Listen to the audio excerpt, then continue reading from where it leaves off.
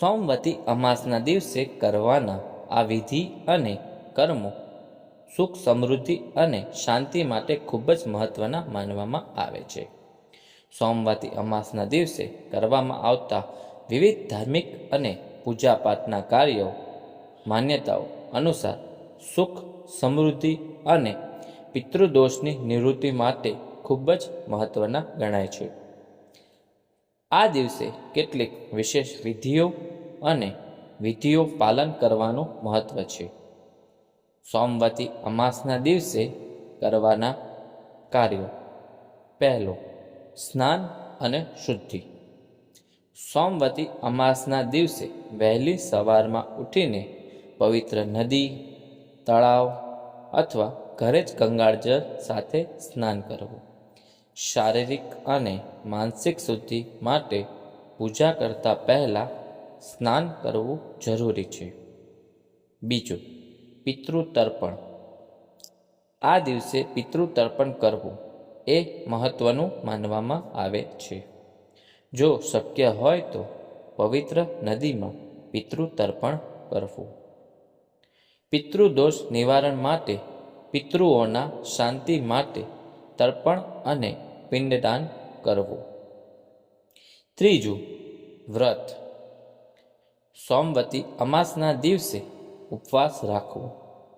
આ વ્રતનું પાલન વિવાહિત સ્ત્રીઓ ખાસ કરીને પોતાના પતિની દીર્ઘ આયુષ્ય માટે કરે છે. પૂજા વિધિ પૂરી થયા પછી જ પ્રવાહી જથ્થાનો ઉપયોગ કરી શકાય છે, તે પણ જો આરોગ્ય દ્રષ્ટિએ જરૂરી હોય. ચોથું, પીપળાના વૃક્ષની પૂજા.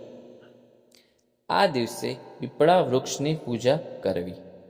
108 વખત પીપળા વૃક્ષની પરિક્રમા કરવી અને દરેક પરિક્રમા દરમિયાન મંત્રોનો જાપ કરવો. પીપળા વૃક્ષની 108 પરિક્રમા સાથે ધાગા વાળવું અને માતા શીતળાની કૃપા માટે પ્રાર્થના કરવી. પાંચમું, મંત્રોચ્ચાર અને પૂજા. સોમવતી અમાસના દિવસે ભગવાન વિષ્ણુ અને શિવની પૂજા કરવી. ઓમ નમઃ શિવાય અને ઓમ નમો ભગવતે વાસુદેવાય જેવા મંત્રોનો જાપ કરવો.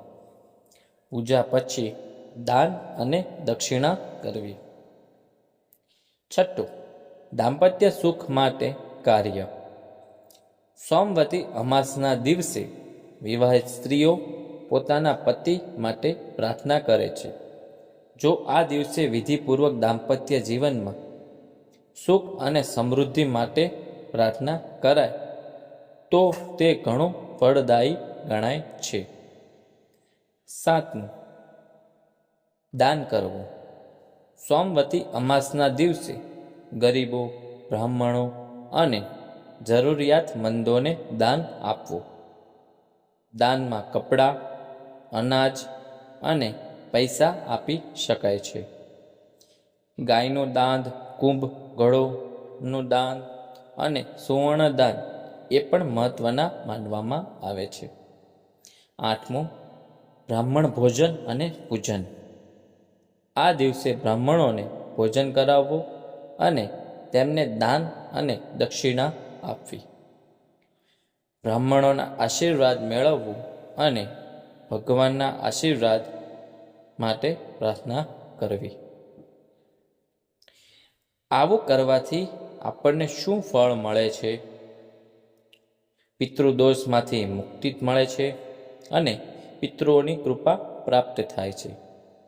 દાંપત્ય સુખમાં વૃદ્ધિ થાય છે અને પતિની દીર્ઘ આયુષ્ય માટે પ્રાર્થનાઓ ફળે છે. આર્થિક સમૃદ્ધિ મળે છે અને પરિવારના આરોગ્ય માટે ખૂબ જ ફાયદાકારક રહે છે. જો આ વિડીયો ગમે તો લાઈક કરજો, શેર કરજો અને સબસ્ક્રાઈબ કરવાનું ભૂલશો નહીં.